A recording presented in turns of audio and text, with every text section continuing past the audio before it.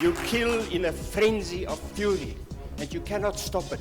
You kill much more, you inflict more wounds to a person than merely to kill them. How would an outside person who wants to steal the remote from the flat do all that? This, in the 40 years that I worked in forensic medicine, is the worst type of crime of passion that I've ever seen. So why didn't they go into No, I'm just talking about there's no demonstrable intention there from the police's side. As you in your book, the DNA of your book is to suggest that the police wanted to frame Fred, they wanted to put him in jail. They all suddenly turned evil people. Okay, I think looking away. I think let's Fred stop. went to jail for 25 Okay, years. let's- That is what you suggest. Both of you, let's And we don't even we see have that. to. You know, Inga will never live again.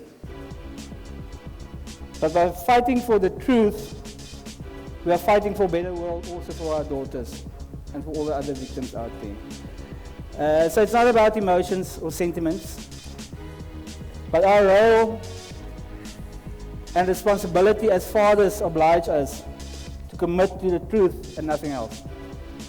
I trust that your commitment is also on that same level. Today, as I said, it's about truth for Inga. And nothing else. No side issues. I'm willing to be very rustig. So I'm not here to fight. I won't let anyone fight anyway, just to let you know. So the reason I'm here is to say that I've read the Mollet's work, Mollet's work extensively, and they've done an enormous amount of work, and some of it is impressive. But I don't buy it, and I don't buy it for a lot of reasons. And Thomas will know that one of the big problems that all inquiries have, whether in the sciences or elsewhere, is confirmation bias. Confirmation bias is that you see evidence that confirms your views and you ignore evidence that disconfirms your views. The burden of proof lies with the Mollets. This is a case that's gone to court 3 times. 3 times the judges have reviewed the evidence. 3 times they've said the police evidence doesn't hold water. Now, I don't necessarily agree with everything the judges have said, and I don't expect everybody to, but that sets a bar. The second thing to say is that Fred has multiple alibi witnesses that say he was at work on the day in question. So these are the things I worry about with the Mollet's work. The one is their lack of expertise, which I will talk about in a moment. Second is confirmation bias and the way they ignore contradictory evidence. There are, I think, numerous errors of logic, and there's some implausibility about their claims. And I want you to tell me now, what made the appendix?